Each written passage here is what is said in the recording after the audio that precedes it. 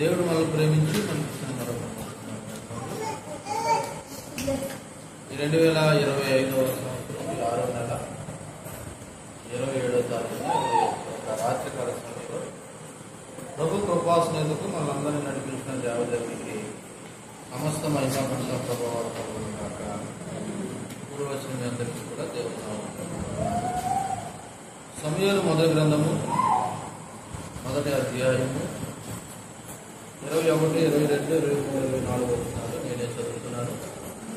మీ Bible తెరచి నేను చదివినట్టుగా మీ బైబిల్లో ఉందో లేదో ఒకసారి గ్రహించండి. 21వ వచనం. ఎల్కాయను అతని ఇంటి వారందరూ యెహోవాకు ఏటేటా అర్పించు బలి అర్పించుటకు మొక్కుబడిని చెల్లించుటకు పోయిరి. అయితే అన్న, బిడ్డ పాలు విడిచి వరకు నేను రాను. వాడు యెహోవా సన్నిధిని అడ్డుపడి తిరిగి రాక అక్కడనే ఉండినట్లుగా నేను వాడిని తీసుకొని వస్తున్నని తన పెనుగుడితో చెప్పి వెళ్ళకయ్యింది. కాబట్టి ఆమె పెనిమిటి అని ఎలకనా, నీ దృష్టికి ఏది మంచిదో అది చేయము. నీవు వానికి పాలు మాన్పించే వరకు నిలిచిను. యెహోవా తన వాక్యమును స్థిరపరచును గాకని ఆమెతో అనెను.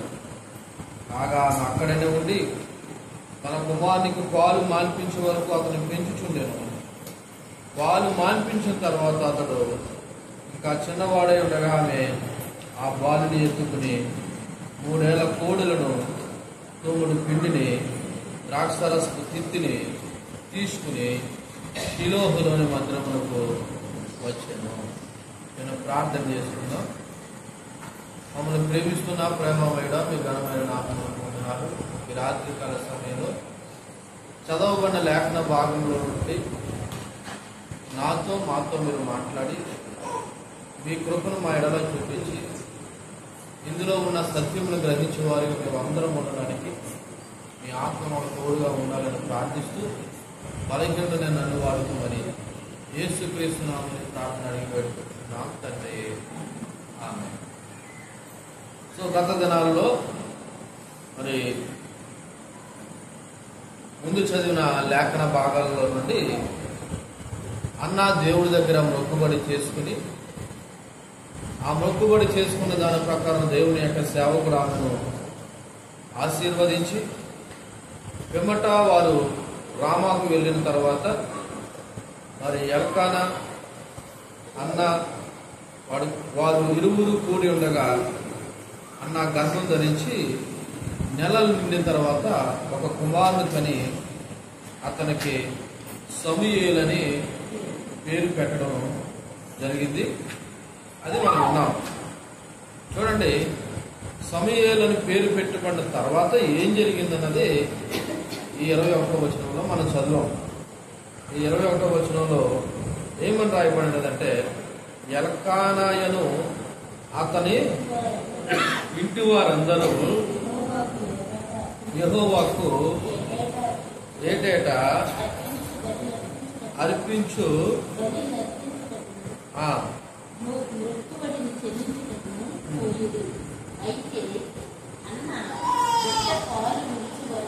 ఇరవై 21వ వచనంలో 2 మాటలు ప్రధానంగా కనబడుతున్నాయి. ఒకటి యెహోవాకు బలి అర్పించడం, రెండోది మొక్కుబడి చెల్లించడం. ఒకటి యెహోవాకు బలి అర్పించడం, రెండోది మొక్కుబడి చెల్లించడం. రెండు ఒకటేనంటారా? రెండు ఒకటేనా అంటారా అంటున్నా. మీరు ఏమీ మాట్లాడరు, ఎందుకంటే మీరు వచ్చారు, కూర్చున్నారు, పోతారంతే. సరే, మీరు రెండు మాట్లాడపని నేను చెప్తున్నాను. రెండు వేరు వేరైన విషయాన్ని మీకు గుర్తు చేస్తా ఉన్నాను. ఒకసారి ఈ 21వ వచనం ఈ విధంగా ప్రారంభించబడ్డది. ఎల్కాయను అతని ఇంటి వారు అందరూ యెహోవాకు ఏటేటా వాళ్ళు అర్పించు బలి, రెండోది మొక్కుబడి. మీరు గమనిస్తే ఇక్కడ ఎల్కానా ఇంటి వారందరూ కూడా, ఎల్కానా మరియు వారి ఇంటి వారందరూ అంటే బహుశా ఎవరెవరై ఉండొచ్చు? ఎల్కానా భార్యలు ఇద్దరు, వాళ్ళ యొక్క పిల్లలు, అంతేకాదు వాళ్ళ ఇంట్లో దాసులు పనివారు కూడా ఏటేటా వాళ్ళు దేవుని యొక్క మందిరానికి వెళ్తా ఉన్నారనే విషయం ఇక్కడ రాయబడింది. సో ఒకసారి మనం జ్ఞాపకం చేసుకుంటే ఇంటి వారందరూ అనే మాట మరి వాళ్ళ యొక్క సామూహికమైన ఆరాధన కనబడుతుంది. సామూహికమైన ఆరాధన అంటే వాళ్ళందరూ కలిసి దేవుని మందిరంలోకి వెళ్ళి ఆరాధిస్తున్నారు. మనకులాగా ఇండివిజువల్గా ఎవరికి వాళ్ళు ఒక్కొక్కరు వచ్చేసి కూర్చుని పోలేదు. ఎలకానా కుటుంబం అంతా కూడా ఇండివిజువల్గా కాకుండా సామూహికంగా, అంటే అందరూ కలిసి దేవుని మందిరానికి వెళ్తున్నారు. ఈ సమయంలో మేము కుటుంబంతో వచ్చామన్న వాళ్ళు ఒకసారి చేయలేదంటే మనం చేయలేత్తలేము. కారణం ఏంటంటే మన కుటుంబంలో ఇంకా సామూహిక ఆరాధన లేదు. ఇంకా సామూహిక ఆరాధన లేదంటే మేము మొన్నే మారేం కదండి అని అనుకోకండి. ఒకసారి ఈ మాటలకు మనము సిగ్గుపడాలి, పశ్చాత్తాపం చెందాలి. ఎందుకంటే ప్రభువుని అనేక సంవత్సరాల బట్టి వెంబడిస్తున్న మన యొక్క జీవితాల్లో, కుటుంబాల్లో సామూహిక ఆరాధన లేకపోవడం అనేది నిజంగా మనం వెనకబడి ఉన్నామని దీన్ని బట్టి అర్థం చేసుకున్నాం. ఎందుకంటే మనం నిన్నగాక మన ప్రభువు నమ్ముకోలేదు. అయితే ఇక్కడ ఎరకానా కుటుంబం అంతా కూడా ఏటేటా వాళ్ళు దేవుని మందిరానికి, నిజానికి ఇశ్రాయేలు ప్రజలు సంవత్సరానికి 3 మార్లు మరి దేవుడి మందిరంలో తప్పకుండా హాజరు కావాలనే ఒక నియమము, నిబంధన వాళ్ళ జీవితాల్లో ఉంది. అయితే ఇప్పుడు వీళ్ళిద్దరూ లేదా వీళ్ళందరూ వెళ్ళింది ఎందుకంటే ఒకటి బలి అర్పించడానికి, రెండోది మొక్కుబడి చెల్లించడానికి. బలి అర్పించడం అనేది ఆనాటి ఇశ్రాయేలుల సాంప్రదాయం ప్రకారం కృతజ్ఞతాస్తుతులు చెల్లించడం. బలి అర్పించడం అంటే ఏంటి? కృతజ్ఞత చెల్లించడం. అంతేకాదు ఆరాధనలో పాలుపంపులు పొందుకోవడం, అది బలి అర్పించడం. అయితే రెండోది ఏముంది? మొక్కుబడి చెల్లించుకోవడం. అంటే దీని అర్థం ఏంటి? మొక్కుకున్న దానిని, ఏదైతే మొక్కుకున్నామో దాన్ని మొక్కుకున్న దానిని తిరిగి చెల్లించడానికి ఇప్పుడు ఎరకానా అడుగుతున్నాడు ఫ్యామిలీని లేదా కుటుంబాన్ని. వాళ్ళందరూ కూడా కలిసి ఆల్రెడీ అన్న మొక్కుకుందనే విషయం ఎవరు తెలుసు? ఎలకానాకి తెలుసు. ఎందుకంటే అంత ముందు వచ్చిన వాళ్ళలో మరి అన్న దేవుడి దగ్గర మొక్కుకున్నట్టు మనకు కనబడతా ఉంది. సో భర్తకి ఈ విషయం తెలుసు కాబట్టి ఇప్పుడు ఫ్యామిలీ మొత్తం అందరూ కలిసి ఒకటి బలి అర్పించడానికి, రెండోది మొక్కుబడి. ఎవరి నిమిత్తం మొక్కుబడి అంటారో బహుశా? ఎవరి నిమిత్తము? మీ పెద్దలకు వెళ్తే అంటే మాటలు వినబడవు మరి, అంటే అస్సలు మాట్లాడుకోరు మీరు. అసలు ఎవరి నిమిత్తం అన్నాను? సమూయేలు పుట్టాడు కాబట్టి దాని కొరకు మొక్కుబడి చెల్లించడానికి అర్థనా? ఎవరు పుట్టారు? మొక్కుబడి ఎవరి నిమిత్తము? సమూయేలు పుట్టాడు కాబట్టి ఆ మొక్కుబడి చెల్లించడానికి వెళ్దామన్న ఉద్దేశంలో ఇక్కడ కనబడతా ఉంది. సో ఈ వచనంలో మొదటగా మనం గమనించవలసిన విషయం ఏంటంటే కుటుంబ ఐక్యత కనబడుతుంది. ఏ ఐక్యత? కుటుంబ ఐక్యత. రెండోది దేవుని పట్ల విశ్వాసము కనబడుతుంది. కుటుంబం ఐక్యత కనబడుతుంది, దేవుని పట్ల విశ్వాసం కనబడుతుంది. ఎలకానా తన భార్య అయిన అన్న యొక్క మొక్కుబడిని గౌరవించి ఆమె నిర్ణయానికి మద్దతు ఇస్తున్నాడు. ఎల్కానా మొక్కుబడి ఎవరిది? అన్నదా ఎల్కానాదా? ఎల్కానాది. సో అన్నది. ఆమె యొక్క మొక్కుబడిని గౌరవిస్తూ ఈయన మద్దతు ఇస్తా ఉన్నాడు. అంతేకాదు దేవుని పట్ల కృతజ్ఞత మరియు వాగ్దాన నెరవేర్పు యొక్క ప్రాముఖ్యతను ఈ వచనం తెలియపరుస్తూ ఉంది. కాబట్టి మరి దేవుని యొక్క సేవలో బలి అర్పించడము లేదా కృతజ్ఞత చెల్లించడం అనేది ఈ రోజున విశ్వాసుల జీవితాల్లో కూడా అది మనకు ప్రాముఖ్యమైన విషయం అనే విషయాన్ని జ్ఞాపకం చేసుకుందాం. అయితే ఈ వచనంలో నుండి ప్రధానంగా కనబడేటువంటి కొన్ని మాటలు జ్ఞాపకం చేసుకుంటే వీళ్ళ ఆరాధనలో విశ్వాసం ఉందండి. వీళ్ళ ఆరాధనలో ఏముంది? విశ్వాసం అంటే నమ్మకం. ఏంటి? దేవుడు మేము మొక్కుకున్న దానికి ప్రతిఫలము ఇచ్చాడనేటువంటి ఆరాధన యొక్క ప్రాముఖ్యత కనబడుతుంది. రెండవది వీళ్ళు ఏదైతే ప్రమాణం చేశారో ఆ ప్రమాణం యొక్క ప్రాముఖ్యత కూడా కనబడుతుంది. ప్రభు దగ్గర ఏదైతే మొక్కుబడి చేసుకున్నారో ఆ మొక్కుబడి తీసుకునే ప్రాముఖ్యత కనబడుతుంది. అంతేకాదు వీళ్ళందరూ కలిసి ఆరాధన చేయడం ద్వారా ఆధ్యాత్మిక విషయాల్లో కుటుంబ నాయకత్వం కనపడాలి. ఆధ్యాత్మిక విషయంలో ఏ నాయకత్వం? కుటుంబం నాయకత్వం కనపడాలి. కుటుంబం అంతా కలిసి దేవుణ్ణి ఆరాధించడంలో ఆధ్యాత్మికంగా మనము ముందుకు వెళ్ళాలనే విషయాన్ని జ్ఞాపకం చేసుకుందాం. సో ఈ సమయంలో మిమ్మల్ని ఒక ప్రశ్న వేసి నేను ముందుకు వెళ్తాను. ఆ ప్రశ్న ఏంటంటే, ఎలకన ఏ విధంగా అయితే వాళ్ళ ఆధ్యాత్మిక జీవితాల్లో ఆరాధనలో కుటుంబాన్ని ఇన్వాల్వ్ చేశాడో, ఈ రోజున మన యొక్క ఆధ్యాత్మిక జీవితంలో మన కుటుంబంలో కూడా అందరూ కూడా కలిసి దేవుని మందిరానికి రావాలి. ఒక విషయం చెప్పమంటారా? మీరేదో ఒక్కరు వచ్చేసి మా కుటుంబాన్ని అంతా ఉద్ధరించేస్తున్నామని అనుకోకండి. మీరు ఒక్కరు వచ్చేసి రాని వాళ్ళు ఎవరైతే ఉన్నారో వాళ్ళందరి తరపున ఇక్కడికి వచ్చి నేను ప్రార్థన చేసేసాను, మీరు ఇంటికాడ ఉండండి అని ఒకవేళ భరోసా ఇచ్చి వచ్చినట్లయితే మీరు పొరపాటు పడుతున్నారనే విషయాన్ని జ్ఞాపకం చేస్తాను. ఒక విషయం చెప్పనా, నువ్వు ఇక్కడికి వచ్చి ఎంత తప్పు పని చేసావో చెప్పనా? ఎంత తప్పు పని చేసావో, రోజు ఎవరైతే మందిరానికి వస్తున్నారో కనీసం వాళ్ళని కూడా వెంబడి తీసుకురాలని చేసావా, అది నువ్వు చేసినటువంటి తప్పు. అలాగే నేను బయట మాట్లాడతాను, నీ ఇంట్లో వాళ్ళే రోజు ప్రార్థనకు వచ్చే వాళ్ళని నువ్వు తీసుకుని రాలేదు, నువ్వు ఒక్కదానికి వచ్చేసావు అంటే నువ్వేం చేసే వాళ్ళని మంచి స్థితిలో పెట్టించావా, లేకపోతే ఉన్నతమైన స్థానం ఏమైనా తీసుకొచ్చావా? అంటే మీరు ఏమనుకున్నారంటే, లేదమ్మా మీరు ఇంటికాడ ఉండుకోండి, మీ తరపున నేను వచ్చాను కాబట్టి ఇక్కడ నేను దేవుడితో మొత్తం మీ అందరి నిమిత్తం ప్రార్థన చేసి వచ్చేస్తాను అని చెప్పేసి మీరు వచ్చారేమో. ఒకవేళ వస్తే మీరు చాలా పొరపాటులో ఉన్నారు, అవివేకులో ఉన్నారు, అజ్ఞానంలో ఉన్నారు. దయచేసి మీ ఆధ్యాత్మిక కుటుంబ నాయకత్వంలో మరి మార్పులు చేర్పులు చేసుకుంటే బాగుంటుంది. అంతేకాదు మీరు మీ పిల్లలతో సహా కనీసం మీ భర్తలో ఎలాగా రాకుండా ఉన్నారు, కనీసం కూతుర్ని, కొడుకుల్ని, మనవణ్ణి, మనవరాల్ని తీసుకొని రాలేరా? ఒక్క ప్రశ్న వేసి ముందుకెళ్తాను.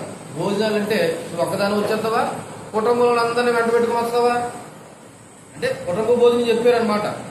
ఏం చేస్తావు చెప్పండమ్మా? అందరినీ పిలిచేసి ఇన్వాల్వ్ చేసేస్తావు. కానీ వాక్యం సరికి వచ్చేసరికి నువ్వు ఒక్కదాని వచ్చేస్తావు. ఏంటంటే నీ దృష్టిలో అంత ఇంపార్టెంట్ ప్రాముఖ్యత లేని దానిగా దేవుని సన్నిధి మీకు కనబడతా ఉంది. అది మీ ఇష్టం. నేను 22వ వచనాన్ని చదువుతున్నాను, మీరు ఆలోచన చేయండి. 22వ వచనంలో, అయితే అన్న బిడ్డ పాలు విడిచే వరకు నేను రాను, వాడు యెహోవా సన్నిధిని అగుపడి తిరిగి రాక అక్కడనే ఉండినట్లుగా నేను వాడిని తీసుకుని వద్దునని తన పెనిమిడితో చెప్పి వెళ్ళక ఉండేను అనేది ఇక్కడ మనకి కనబడుతున్నటువంటి విషయం. ఒకసారి మళ్ళా నేను జ్ఞాపకం చేస్తాను. ఇక్కడ అన్న యొక్క మరి జాగ్రత్త, మొక్కుబడి యొక్క నెరవేరు. అన్న జాగ్రత్త ఏంటంటే, భర్త అంటున్నాడు మనం ప్రతి సంవత్సరము మందిరానికి వెళ్తాం కదా, మన బలి అర్పించడానికి 2 రోజులు నువ్వు మొక్కుకున్నావు కదా, మొక్కుబడి చెల్లించడానికి మనం వెళ్దామని చెప్పేసి ఎల్కానా అన్నతో చెప్పాడు. అన్న ఏమి సమాధానం చెప్తుందంటే, నా యజమానుడా, నా ఏలువాడా, నేను ఈ విధంగా మొక్కుబడి చేసుకున్నాను. ఏ విధంగా మొక్కుబడి చేసుకున్నానంటే, మనం వెళ్ళి ఏటేటా మందిరానికి వెళ్ళి మొక్కుబడి చెల్లించేసి తిరిగి వచ్చేస్తాం. కానీ నేనే మొక్కుబడి చేసుకున్నానంటే, సమూయేలుని తీసుకెళ్లి బలి అర్పించేసి మొక్కుబడి చెల్లించేసి వాడిని తిరిగి ఇంటికి తీసుకొచ్చేద్దామని అనుకోలేదు. వాడిని అక్కడనే ఉంచేద్దాం అనుకున్నాను. ఇది నా మొక్కుబడి. మరి నేను అక్కడనే ఉంచాలంటే ఆయన ఇప్పుడే తీసుకెళ్ళి అక్కడ ఉంచేసి రావాలి. అయితే అక్కడ ఒక మాట చెప్పింది ఆమె, వాడు పాలు విడిచే వరకు నేను రాను. ఎందుకంటే ఇప్పుడు వెళ్తాము, వచ్చేస్తాము. ఒకవేళ వెళ్ళి వచ్చేసేలాగుంటే మీతో పాటు నేను కూడా వద్దును, సమూయేలును కూడా వెంట పెట్టుకుని వచ్చేది. కానీ నేను సమూయేలుని వెంట పట్టుకుని తిరిగి రావడానికి నేను మొక్కుబడి చేసుకోలేదు. వాడిని అక్కడనే యెహోవా సన్నిధిలో ఉండిపోయేలాగా మొక్కుబడి చేసుకున్నాను. కాబట్టి ఇప్పుడు ఈ వయసులో వాడిని తీసుకుని వెళ్ళాననుకో, అక్కడ ఉంచేసి రావాలా? అక్కడ ఉంచేసి రావాలంటే వాడికి పాలు, వాడికి ఆహారం ఎవరు పెడతారు? కాబట్టి నేను వాడు పాలు విడిచే వరకు నేను ఎక్కడికి రాను, అక్కడికి రానని చెప్పింది. అంటే ఇప్పుడు రకంగా ఆమె భర్తల మాటను ధిక్కరించినట్ల, జాగ్రత్త పడినట్ల? జాగ్రత్త పడ్డది. ఆమె భర్త యొక్క మాటను ధిక్కరించలేదు. అర్థమయ్యే రీతిలో చెప్పి, అయ్యా వాడి పట్ల నేను కలిగి ఉన్న మొక్కుబడిని నెరవేర్చాలంటే నేను కనీసం వాడిని పాలు విడిచే వరకు నేను మందిరానికి రాను. అంటే అట్లీస్ట్ ఎంతలో లేదన్నా ఒక 3 సంవత్సరాలైనా వాడిని నా దగ్గరే పెట్టుకుంటాను. ఎందుకంటే మరి ఆ రోజుల్లోనైనా ఇప్పుడంటే తల్లిదండ్రులు పిల్లలకి కనీసం సంవత్సరం కూడా పాలు ఇస్తలేదు, కానీ ఆ రోజుల్లో కనీసం 2-3 సంవత్సరాలైనా తల్లులు పిల్లలకి పాలు ఇచ్చేవారు. మరి ఇశ్రాయేలీయుల యొక్క సంస్కృతిలో కూడా ఆనాడు తల్లిదండ్రులు కనీసం పిల్లలకి ఒక 2-3 సంవత్సరాలైనా పాలు ఇచ్చేవారు. కాబట్టి ఆ పాలు ఇచ్చేంత వరకు నేను వీడి విషయంలో బాధ్యత వహిస్తానని అన్న చాలా జాగ్రత్త పడింది అనమాట. అంతేకాదు అలాగనే మన మొక్కుబడిని తీర్చనని అంటుందా? తీర్చనని అంటలేదు, తీరుస్తాను, కానీ తొందరపడట్లేదు. ఎందుకు తొందరపడట్లేదంటే ఆమె ఒక సరైన సమయం కొరకు వేచి చూస్తుంది. కాబట్టి ఆ సరైన సమయం ఏంటంటే తన కుమారుడైనటువంటి సమూయేలు పాలు మాన్పించే వరకు నేను ఇంకా మందిరానికి తీసుకురాను అనేటువంటి మాట చెప్పాను. అంతేకాదు ఇక్కడ అలాగనే అన్న ఆమె ఏదైతే మొక్కుబడి చేసుకుందో ఆ వాగ్దానాన్ని మర్చిపోలేదు, కానీ ఆ వాగ్దానంలో భాగమైన సమూయేలుని దేవునికి సేవ కల్పించాలనే తన నిర్ణయం విషయంలో ఇంకా పకడ్బందీగా ఆలోచన చేస్తాను. ఏంటంటే పకడ్బందీగా ఆలోచించడం, ఆ బిడ్డను నేను దేవుని యొక్క సేవకి సంపూర్ణంగా సమర్పించాలనే అంకిత భావాన్ని తెలియపరుస్తుంది. సంపూర్ణంగా ఎలాగండి? సంపూర్ణంగా. చూడండి, మనము కూడా అప్పుడప్పుడు ఈ విధమైన మొక్కుబడులు చేసుకుంటాం. ఏంటి? కత్తిరించడాలు, అమ్మేసి కొనుక్కోవడాలు, ఇవి మనకు చెల్లవు. దయచేసి సాధించి నన్ను కూడా చేయమని అడగండి. మీరు ఆ రకమైన మొక్కుబడులు కూడా చేయకండి. ఏ రకమైన మొక్కుబడులు? అమ్మేసి కొనుక్కోవడాలు, కత్తిరులు చేయకండి. ఇవి ధర్మశాస్త్ర సంబంధమైన మొక్కుబడులు. ఇప్పుడు మనం ధ్యానం చేసుకున్న గలతీల ప్రకారము ధర్మశాస్త్రం నెరవేర్చబడిందా? ఇంకా కొనసాగుతుందా? నెరవేర్చబడినప్పుడు అవి కూడా మనం ఏం చేయకూడదు? చేయకూడదు. దయచేసి ఈ విషయంలో మీరు అర్థం చేసుకుని నాకు సహకరించాలి. అయితే ఇక్కడ అన్న తన యొక్క మొక్కుబడి నెరవేర్పు విషయంలో సరైన సమయం కొరకు ఎదురు చూస్తుంది. ఎందుకంటే తన కుమారుడైన సమూయేలుని ఏదో మొక్కుబడిగా అక్కడ అర్పించేసి రావాలని కాదు, కానీ ఇశ్రాయేలు ప్రజలకి ఒక ప్రవక్తగాను న్యాయాధిపతిగాను దేవుని యొక్క ప్రణాళికలను నెరవేర్చేవాడిగా ఉండాలనేది ఎవరి యొక్క ఆలోచన అయినది? ఎవరి ఆలోచన అయినది?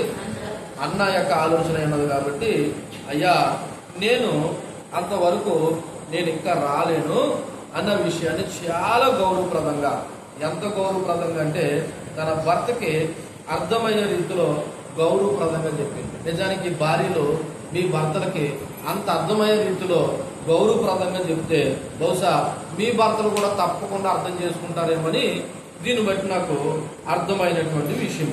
ఎందుకంటే వెంటనే ఆ 23వ వచనంలో ఆ ఎలకాన ఏమంటాడు? కాబట్టి ఆమె పెరుగుటైన ఎలకాన నీ దృష్టికి ఏది మంచిదో అది చెయ్యమని అన్నాడంటే బహుశా ఈయన అర్థం చేసుకున్నాడు, అర్థం చేసుకోలేదా? అర్థం చేసుకునే విధంగా ఆమె చెప్పిందంటారా, చెప్పలేదంటారా? అంతే తప్ప మనము యజమానులు పడుతున్న మీ భర్తలను ధిక్కరించేవారుగాను ఉండకూడదనేది దేవుని యొక్క వాక్యము మనకు తెలియపరుస్తూ ఉంది. అందుకే మన ఎపిసోడ్ రాసిన పత్రికలో ఉంటుంది కదా, ప్రతి విషయంలోనూ స్త్రీలారా మీ భర్తలకు మీరు ఏమై ఉండండి మాట్లాడతలేదు, మీరు లోబడి ఉండండి అనే విషయాన్ని అక్కడ మనకు జ్ఞాపకం చేయడం జరుగుతుంది. అయితే ఇప్పుడు చూడండి, ఈ యొక్క 22వ వచనంలో ఉన్న కొన్ని మాటలు జ్ఞాపకం చేసుకుంటే ఆమె విశ్వాసపాత్రమైన నిబద్ధత కనపడుతుంది.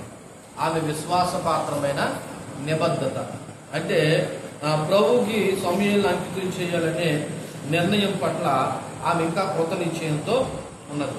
రెండోది, ఇక్కడ తల్లిదండ్రుల యొక్క అంకిత భావం. ఏంటి అంకిత భావం అంటే, నా పిల్లలను ప్రభువుకి అంకితం చేయాలా? నా పిల్లల్ని ఎవరికి అంకితం చేయాలా? ప్రభువుకి అంకితం చేయాలా?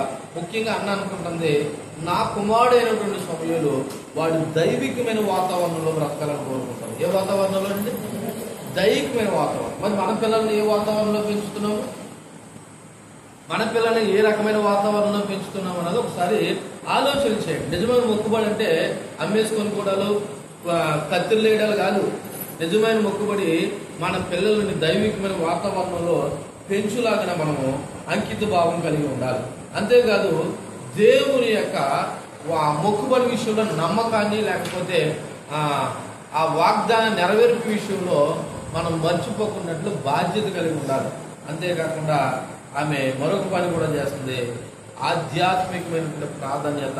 అంటే తన వ్యక్తిగతమైన కోరికల కంటే సమూయేలు ఆధ్యాత్మికంగా పెంచబడ్డానికి ప్రాధాన్యత ఇస్తుంది. అంటే ఈ మాటకు అర్థం ఏంటో తెలుసా? ఈ కుమారుడు నా యొక్క అవసరాల కొరకు, నా అక్కల కొరకు ఈ రోజును పెంచితే రేపు పొద్దున్న నాకు ఉపయోగపడతాడని ఆర్థిక సంబంధమైన విధానంలో పెంచడం లేదు, అలా పెంచాలని అనుకోవటం లేదు. దేవుడు నాకు ఇచ్చిన ఈ కుమారుడు దేవుని కొరకే నేను పెంచాలని ఆధ్యాత్మిక ప్రాధాన్యత ఇస్తుంది. ఏ ప్రాధాన్యత ఇస్తుంది? ఆధ్యాత్మిక ప్రాధాన్యత. ఒక సహోదరుడు ఈ విధంగా అంటున్నాడు, తన కుమార్తెను చదివించాడు, ఇంచుమించు ఒక 40-50 లక్షలకి MBBS చదివించాడు. ఇప్పుడు తన ఆశ ఏంటంటే రేపు పొద్దున్న నా కూతురు లేదా నా కొడుకు ఇప్పుడు MBBS చదివిన తర్వాత తిరిగి ఏం చేయాలి, నాకు ఏం చేయాలి, ఉపయోగపడాలి. ఇప్పుడు 50 లక్షలు ఖర్చు పెట్టాను, ఆ రేపు పొద్దున ఎంత మళ్ళీ తిరిగి ఏం చేయాలి? 50కి 200, 300, 400 తిరిగి ఏం చేయాలి? సంపాదించాలి. ఇది ఏ ప్రాధాన్యత అంటే ఆర్థిక పరమైన ప్రాధాన్యత. కానీ అన్న ఆర్థిక పరమైన ప్రాధాన్యతను ఎంచుకోలేదు, ఆమె ఆధ్యాత్మికమైన ప్రాధాన్యతను ఎంచుకోలేదు. అంటే అర్థం ఏంటో తెలుసా? దేవుడు ఇచ్చిన కుమారుడు దేవుని కొరకే పెంచబడాలనే విషయాన్ని ఈ 22వ వచనం మనకి తెలియపరుస్తుంది. 23వ వచనాన్ని చదువుతున్నాను. కాబట్టి ఆమె పెనిమిటైన ఎల్కానా, నీ దృష్టికి ఏది మంచిదో అది చేయము, నీవు వానికి పాలు మానిపించే వరకు నిలిచి ఉండుము, యెహోవా తన వాక్యమును స్థిరపరచును గాక అని ఆమెను కాగా ఆమె అక్కడనే ఉండి తన కుమారునికి పాలు మానిపించే వరకు అతన్ని పెంచుచుండెను. దేవునికి మహిమ కలుగును గాక. హల్లెలూయా. సో ఎల్కానా తన భార్య యొక్క నిర్ణయాన్ని గౌరవిస్తూ ఆమె సమూయేలుని దేవుని సేవకు అర్పించే వరకు, అనగా అతడు పాలు మానిపే వరకు ఇంట్లోనే ఉండమని ఇతను కూడా మద్దతు ఏం చేశాడంటే తెలియపరిచాడు. ఒక భర్తగా తన యొక్క నిర్ణయాన్ని, తన మద్దతును కూడా తన భార్యకి అక్కడ తెలియపరిచాడు. ఇక్కడ ప్రధానంగా 3 విషయాలు జ్ఞాపకం చేసుకుందాం. ఒకటి, ఎల్కానా మద్దత. ఎవరికి మద్దత? అన్న యొక్క నిర్ణయాన్ని మద్దతే తెలియపరుస్తుంది. దీని ద్వారా మనం ఏం అర్థం చేసుకోవాలంటే ఇరువురి మధ్య ఐక్యత ఉంది. ఇరువురి మధ్య ఏముంది? ఐక్యత ఉంది. ఆమె నిర్ణయాన్ని ఈయన గౌరవిస్తున్నాడు, ఈయన నిర్ణయాన్ని ఆమె గౌరవిస్తుంది. ఇది భార్య భర్తల మధ్య ఉండవలసినటువంటి ఒక గొప్ప ఐక్యత అనే విషయాన్ని మనం జ్ఞాపకం చేసుకోవాలి. ఇక్కడ ఎవరు ఎక్కువ ఎవరు తక్కువ అన్నది కాదు. దేవుని దృష్టిలో భార్య భర్త ఇద్దరు సమానమే. కాబట్టి ఒకరినొకరు గౌరవించుకుంటూ ఒకరినొకరు ఐక్యత కలిగి మద్దతు ఇచ్చుకోవాలి. రెండో విషయం ఏంటంటే దేవుని యొక్క మాట నెరవేర్చుట. అంటే ఎల్కానా ఏమంటాడంటే యెహోవా తన మాట నెరవేర్చును గాక అంటాడు. అక్కడ చూడండి, యెహోవా తన వాక్యమును స్థిరపరచును గాక అన్నాడు. యెహోవా తన వాక్యమును ఏమన్నాడు? స్థిరపరచును గాక అని చెప్పడం ద్వారా అన్న యొక్క మొక్కుబడి దేవుని చిత్తంతో ముడిపడి ఉందని, మరి దేవుడు దాన్ని ఆమోదించాలని కూడా మరి ఎల్కానా విశ్వసించి ఈ దేవుడు తన మాట నెరవేర్చును గాక అని చెప్పేసి అంటున్నాడు. అంటే ఏమని మాట్లాడుతున్నాడు తెలుసా?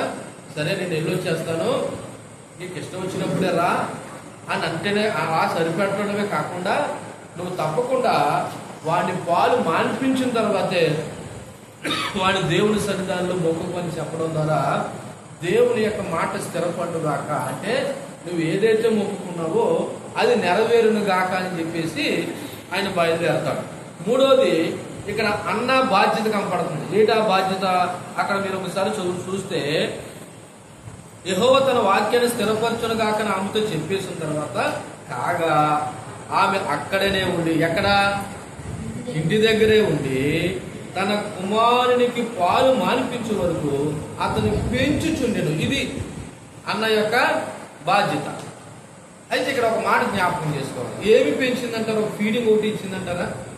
బహుశా మోషే విషయంలో ఎకేబది ఏ విధంగా అయితే పెంచి ఉంటుందో ఇక్కడ కూడా అన్న తన కుమారుడైన సమూయేలు విషయంలో కూడా ఆ విధంగానే పెంచిందనే విషయాన్ని జ్ఞాపకం చేసుకోవాలి. ఇలా ఆలోచన చేద్దాం. ఎలాగంటే వాళ్ళు మొక్కుకున్నారు, ఏటేటా షిలోహులో ఉన్న దేవుని మందిరానికి వెళ్తారు. ఇప్పుడు మొదటి సంవత్సరమే సమూయేలు తీసుకెళ్ళి ఆ మందిరంలో పడిచేసింది అనుకుందాం. ఒకటి ఫిజికల్గా అంటే భౌతికంగా వాడికి పాలు దొరకదు. రెండోది ఏదో విధంగా పెంచబడ్డాడు అనుకుందాం. ఎవరు? సమూయేలు. బహుశా వాడు ఒక 2-3-10 సంవత్సరాలు వయసు వచ్చిన తర్వాత మా అమ్మ లేదా మా నాన్న నన్ను పెంచలేక వదిలేశారా, నన్ను ఇష్టం లేక వదిలేశారా, లేకపోతే ఏ ఉద్దేశంతో వదిలేశారని వాడు ఆలోచన చేయడా? అందుకనే అన్న వాడికి ఫీడింగ్ ఇస్తూనే, బాబు నేను నిన్ను మొక్కుకున్నాను, నువ్వు దేవుని సేవ కొరకు అంకితం చేయబడ్డావు, నేను 3 సంవత్సరాల వరకు నేను ఫీడింగ్ పెడతాను, పాలిస్తాను, తర్వాత శాశ్వతంగా నువ్వు దేవుని మందిరంలో పనిచేయాలి, ఇశ్రాయేలు ప్రజల పట్ల భారం కలిగి బాధ్యత కలిగి ఉండాలని ఒక తర్కీదు కూడా ఇచ్చింది. అంటే అర్థం ఏంటో తెలుసా? సమూయేలు చేయవలసిన పనికి ముందు తల్లి ఏం చేసిందంటే ఒక సిద్ధపాటు కార్యక్రమాన్ని ఏర్పాటు చేసింది. ఎవరికి? సమూయేలు. అంటే దేవుడు మందిరంలో నువ్వు సేవ చేయాలంటే లేదా అక్కడ నివసించడానికి ముందు తల్లి యొక్క బాధ్యత ఏంటంటే ఒకసారి ఆలోచన చేయండి. అలాగే పరలోకమందున్న దేవుని మందిరంలో దేవుని సన్నిధానంలో ఉండాలంటే ఇక్కడ భూమి మీద ఉండగానే మనకి ఏముండాలి తెలుసా? సిద్ధపాటు ఉండాలి. ఏముండాలా? సిద్ధపాటు ఉండాలి. సిద్ధపాటు లేకుండా డైరెక్ట్ గా దేవుని మందిరంలో ఉంటారంటే అది అయ్యే పని కాదు. నేను మరలా చెప్తున్నాను, ఇక్కడ ఆరాధించలేని వాళ్ళు అక్కడ కూడా ఆరాధించలేదు, ఇక్కడ ప్రార్థన చేయని వాళ్ళు అక్కడ కూడా ప్రార్థన చేయలేదు, ఇక్కడ క్రమంగా లేని వాళ్ళు అక్కడ కూడా క్రమంగా లేడం కాదు, ఉండనే ఉండరు. ఇక్కడ దేవుని సీరియస్ గా తీసుకోలేని వాళ్ళు అక్కడ దేవుని సన్నిధానంలో సీరియస్ గానే ఉండరు. ఎందుకు తెలుసా? ఈ భూమి మీద మనందరికీ ఒక training period. A period? Training period. ఎక్కడ ఉండడానికి? దేవుడి సన్నిధానంలో ఉన్నాడు. ఇప్పుడు సమూయేలు తీసుకెళ్ళి ఎక్కడ ఉంచాలి? దేవుడి సన్నిధిలో. మరి దేవుడి సన్నిధిలో ఉంచడానికి ముందు ఇవి ఏం చేస్తుంది? 3 సంవత్సరాలు అతనికి ఫీడింగ్ అంటే పాలు ఇవ్వడమే కాకుండా దేవుని పట్ల లేదా నీ పట్ల దేవుని ఉద్దేశం ఏంటనే విషయాన్ని కూడా ఆమె తెలియపరిచింది. అది అన్న యొక్క బాధ్యత. ఇక్కడ ఆధ్యాత్మికంగా ఆలోచన చేద్దాం. ఆధ్యాత్మికంగా అంటే నేను భౌతికంగా మాట్లాడాను. ఇప్పుడు ఆధ్యాత్మికంగా ఆలోచిస్తే విశ్వాసం మరియు ఓపిక కనపడుతుంది. ఇక్కడ ఏం కనపడుతుంది? విశ్వాసం మరియు ఓపిక. అన్న మరియు ఎలకాన ఇద్దరు కూడా దేవుని పట్ల విశ్వాసం ఉంచారు, ఓపికను కూడా ఉంచారు. ఎందుకంటే మొక్కుకున్న దానిని ఇలా చూడండి, మనం అయితే సాధారణంగా మొక్కుకుంటాం, మర్చిపోతాం, అప్పుడప్పుడే అవ్వ జ్ఞాపకం చేస్తారు, ఆ తర్వాత మొక్కుకుందాలన్నా అంటాం, మళ్ళీ 2 సంవత్సరాలు అయిపోతే 3 సంవత్సరాలు అయిపోద్ది, ఇంకా అది మనం మర్చిపోతాం. కానీ ఇక్కడ వాళ్ళు విశ్వాసం కలిగి ఉన్నారు, ఓపిక కలిగి ఉన్నారు. అలాగే రెండోది కుటుంబ ఐక్యత కలిగి ఉన్నారు. మూడోది దేవుని పట్ల అంకిత భావం కలిగి ఉన్నారు. ఏం కలిగి ఉన్నారు? అంకిత భావం కలిగి ఉన్నారు. ఈ రోజున దేవుని యొక్క పిల్లలుగా దేవుని కుటుంబంలో మనము కూడా విశ్వాసం ఉంచాలి, ఓపిక ఉంచాలి, కుటుంబం ఐక్యత కలిగి ఉండాలి, దేవుని పట్ల అంకిత భావం కూడా కలిగి ఉండాలి. ఈ విధంగా ఉన్నప్పుడే మనము దేవుని యొక్క ఆధ్యాత్మిక సన్నిధానంలో మనం బలపరచబడుతున్నాం అనే విషయం మనకి అర్థమవుతా ఉంటాం. చివరగా 24వ వచనాన్ని నేను చదువుతా ఉన్నాను. పాలు మాన్పించిన తర్వాత అతడు ఇంకా చిన్నవాడే ఉండగా ఆమె ఆ బాలుని ఎత్తుకుని 3 కోడెలను ఉండగానే 3 ఏళ్ల కోడెను, తూముడి పిండిని, ద్రాక్షారసపు తిత్తిని తీసుకుని షిలోహులోని మందిరమునకు వచ్చాను అని రాయబడింది. సో అన్న తన కుమారుడైన సమూయేలును దేవుని సేవ అర్పించడానికి షిలోహులో ఉన్న దేవుని మందిరానికి తీసుకెళ్లే సంఘటన లేదా ఆ సందర్భాన్ని ఇక్కడ మనకి గుర్తు చేస్తుంది. ఎందుకంటే ఆమె 1వ వచనంలో చెప్పింది కదా, సైన్యములకు అధిపతి యెహోవా నీ సేవకురాలను నాకు కలిగి ఉన్న శ్రమను చూసి నీ సేవకురాలు నన్ను మరొక జ్ఞాపకం చేసుకుని నీ సేవకురాలు నాకు మగపిల్లను దయచేసిన ఎడల వాడు తల మీద శౌరూపకతి ఎన్నటికి రానిక వాడు బ్రతుకు దినములన్నిటిను నేను వాడిని యెహోవాకు నీకు అప్పగించునని మొక్కుబడి ఏదైతే చేస్తుందో ఆ మొక్కుబడి చెల్లించే సమయము 24వ వచనాన్ని గుర్తు చేస్తుంది. చూడండి, పాలు మాన్పించిన తర్వాత అంటే బహుశా 2-3 సంవత్సరాలు పూర్తయిన తర్వాత ఇంకా వాడు చిన్నవాడై ఉండగా, బహుశా 3 సంవత్సరాలు అంటే చిన్నవాడే పెద్దడా, ఇంకా చిన్నవాడై ఉండగా ఆమె ఆ బాలుని ఎత్తుకుని తీసుకెళ్ళిందంటే బహుశా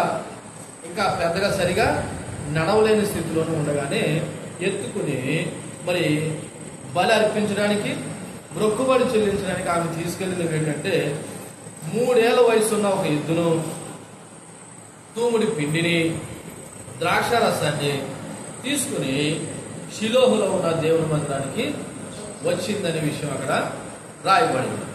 ఇందులో మొదటిది మొక్కుబడి నెరవేరు. 11వ వచనంలో ఏదైతే మొక్కుబడి చేసుకుందో ఆ మొక్కుబడి నెరవేరు. చూడండి, అన్నా తన వాగ్దానాన్ని నెరవేర్చడానికి సమూయేలును ఎక్కడ తీసుకెళ్ళిందంటే షిలోహులోకి తీసుకెళ్ళింది. ఎక్కడ తీసుకెళ్ళింది? షిలోహులో ఏముంది? దేవుని మందిరం, మందసము ఉంది. సో నువ్వు మొక్కుబడి చేసుకున్నావు కాబట్టి ఆ మొక్కుబడి ఎక్కడ తీసుకెళ్లి చెల్లించాలంటే దేవుని మందిరంలో. కానీ మనం ఏం చేస్తాం? మొక్కుబడులు దేవుని మందిరంలో కాకుండా ఎక్కడెక్కడో మొక్కుకొని మొక్కుబడి చేసుకుని వచ్చే ప్రయత్నాలు చేస్తాం. చూడండి, ఇది ఆమె దేవుని పట్ల విశ్వాస పాత్రత మరియు అంకిత భావాన్ని చూపిస్తుంది. అంతేకాదు, రెండోది ఆమె ఉట్టి చేతులు తేలకుండా అర్పణ కూడా తీసుకెళ్ళింది. ఏం తీసుకెళ్ళింది? అర్పణ. సుమారు 3 ఏళ్ల వయసు ఉన్నటువంటి ఒక ఎద్దు, అది బలి కోసం. అలాగే ఒక రాయబడిన మాట తూమడి పిండి అని రాయబడి ఉన్నది. ఇంచుమించు అంట 22 కేజీలు. ఎన్ని కేజీలు? 22 కేజీలు గోధుమ పిండి. ఎన్ని కేజీలు అండి? 22 కేజీలు గోధుమ పిండి. ఒకవేళ మనం కానీ మొక్కుకుంటే ఇందులో 1/4 కేజీ కూడా పట్టుకెళ్ళగలము. 22 కేజీలు గోధుమ పిండి మరియు ఒక తిత్తే ద్రాక్ష రసం ద్రవ్య అర్పణ కోసం ఇవన్నీ తీసుకుని వెళ్ళింది. సో ఈ అర్పణలో ఆమె కృతజ్ఞత, ఆరాధన, దేవుని పట్ల భక్తిని సృష్టిస్తుంది. మీకు అప్పుడప్పుడు చెప్తున్నాను, మరలా చెప్తున్నాను, దేవుని సన్నిధానికి పుట్టి చేతులతో రాకూడదు. ఎలా రాకూడదు? పుట్టి చేతులతో రాకూడదు అన్న ఉద్దేశంలో ఈమె దేవుని మందిరానికి మరి అర్పించుకున్న బలిని బట్టి లేదా మొక్కుబడిని బట్టి బహుశా ఆమె స్థాయి ఇక్కడ తెలియపరచబడుతూ ఆమెకున్న స్థాయిలో ఒక 3 ఏళ్ల వయసున్న దూడను, 22 కేజీల గోధుమ పిండిని, ఒక ద్రాక్షరసపు తిత్తుని తీసుకుని వెళ్ళి ఇశ్రాయేలు దేవుణ్ణి వాళ్ళ సాంప్రదాయ ప్రకారంలో అక్కడ బలి అర్పించి కృతజ్ఞతాస్తుతులు చెల్లించింది. ఇకపోతే ఇక్కడ సమూయేలు వయసు కూడా మెన్షన్ చేయబడ్డది. వాడు బాలుడై ఉన్నాడు అన్న విషయం. సో మన బిడ్డను ఇంకా చిన్నవాడే ఉన్నాడనే విషయాన్ని ఇక్కడ జ్ఞాపకం చేస్తూ మరి ఈ చిన్న వయసులోనే అతన్ని దేవుని సేవకు అర్పించడం నిజంగా అన్న యొక్క గొప్ప త్యాగం అని చెప్పాలి. ఎందుకు తెలుసా? చిన్న పిల్లల్ని తీసుకెళ్లి దేవుని మందిరంలో విడిచిపెట్టి రావడం అంటే ఓ రకంగా చాలా బాధ. దానికి చిన్న ఎగ్జాంపుల్ చెప్తాను. మన పిల్లల్ని హాస్టల్లో విడిచిపెట్టి వచ్చేస్తే మనకి ఎలా ఉంటుందండి? హాస్టల్లో జాయిన్ చేసిన పిల్లలకు తల్లిదండ్రులకు అర్థమవుతుంది. చాలా బాధ. కనీసం అప్పుడప్పుడు నెలకోసారైనా, ఇష్టమైన ప్రోసారైనా మనం వెళ్ళి చూసి వచ్చేస్తున్నాం. కానీ ఇక్కడ సమూయేలుని ఇంటికి తీసుకొచ్చే ప్రసక్తి లేదు. అవసరమైతే అన్న వెళ్ళి చూసి రావాలేమో తప్ప ఇక సమూయేలు ఎక్కడ రాకూడదు, ఇంటికి వచ్చే పరిస్థితి లేదు. ఆయన బ్రతికినంత కాలము దేవుని మందిరంలో ఉండి దేవుని సేవ చేయడమే. ఇక్కడ అన్న యొక్క గొప్ప త్యాగం చూడండి. ఎంత త్యాగం! అది కూడా లేక పుట్టినటువంటి ప్రథమ కుమారుడు. వాళ్ళు ఇంకిద్దరు 3 ఉన్నారు. ఒకరిని దేవుడికి ఇచ్చేసిన, మిగిలిన వాళ్ళు మన జాగ్రత్తగా పెంచుకుందాం అనడానికి ఏమీ లేదు. ఆమె యొక్క గొప్ప త్యాగము మరి దేవునిపై ఆమెకున్న అపారమైన విశ్వాసము ఇక్కడ కనపడతా ఉంది. అలాగని చెప్పేసి తర్వాత అన్నకి పిల్లలు పుట్టకుండా లేరు. తర్వాత ఇంకా అన్నకి చాలా మంది పిల్లలు పుట్టారు. దేవుడికి ఇవ్వడం ద్వారా ఎవరు ఏమీ నష్టపోరు. దేవుడికి ఇవ్వడం ద్వారా ఎప్పుడు ఎవరు ఏమీ నష్టపోరు. సో ఆ సందర్భం వచ్చినప్పుడు అది కూడా జ్ఞాపకం చేసుకుందాం. ఇక్కడ 3 ఆధ్యాత్మిక విషయాలు చెప్పి నేను ముగించే ప్రయత్నం చేస్తాను. అందులో మనం చెప్పుకున్నట్టు మొదటగా ఆమె త్యాగము, విశ్వాసం కనబడుతుంది. ఆమె యొక్క త్యాగము, విశ్వాసం. ఎందుకంటే తన ఏకైక కుమారుడిని దేవుడికి అర్పించడం ద్వారా ఆమె గొప్ప త్యాగం చేసిందని చెప్పాలి. అంతేకాదు ఆమె దేవునికి అత్యంత విలువైన వాటిని సమర్పించడం కూడా జరిగింది. రెండోది కృతజ్ఞత అర్పణలు. అంటే అన్న తీసుకెళ్లిన బలులు ఆమె దేవునికి కృతజ్ఞత చెల్లించడం మరియు ఆరాధనలో హృదయపూర్వకంగా భాగస్వామ్యమైంది.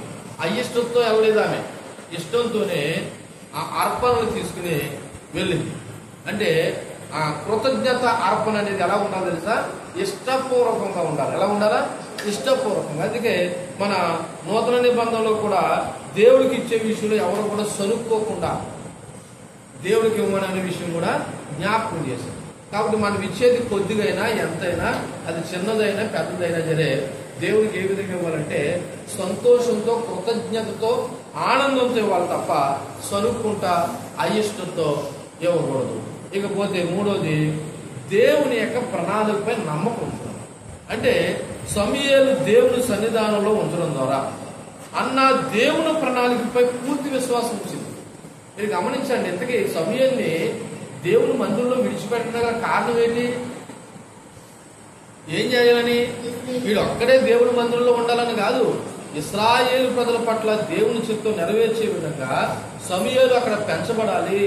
దేవుని ప్రణాళిక ఆయన జీవితంలోని, ఇశ్రాయేలు జీవితంలోనూ నెరవేర్చబడాలని దేవుని ప్రణాళికపై విశ్వాసం ఉంచింది. ఎవరి ప్రణాళికపై? దేవుని ప్రణాళికపై విశ్వాసం ఉంచింది. ఇది సమూయేలు ఇశ్రాయేలు యొక్క ప్రవక్తగాను న్యాయాధిపతిగా మారడానికి మనం తర్వాత దినాల్లో, తర్వాత లేఖన భాగాల్లో మనం చదువుతాం. కాబట్టి మనం నేర్చుకోవాల్సిన విషయం ఏంటంటే దేవుని పట్ల అంకిత భావము, త్యాగము, కృతజ్ఞత, మరి దేవుని యొక్క ప్రణాళికపై నమ్మకం ఉంచడం అనేది ఈ వచనం మందు మనకి కనబడతా ఉంది. కాబట్టి నేను ముగించే ప్రయత్నం చేస్తున్నాను.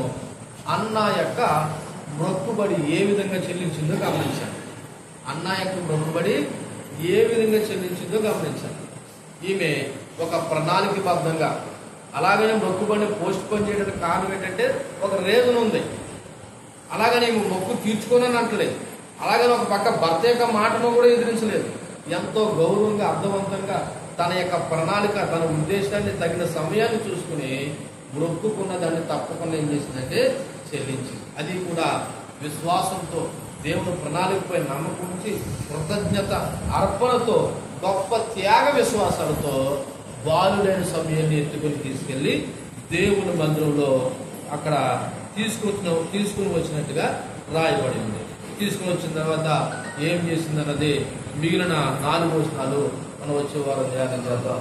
దేవుడి మాటలు మన ఇంట్లో దీవించి ఫలింపచేయనుగాక. ఆమేన్. కళ్ళు మూసుకోండి. చెప్పబడిన వాక్యం ద్వారా మనము కొన్ని నిమిషాలు ప్రార్థన చేద్దాం. చెప్పబడిన వాక్యం ద్వారా కొన్ని నిమిషాలు ప్రార్థన చేద్దాం.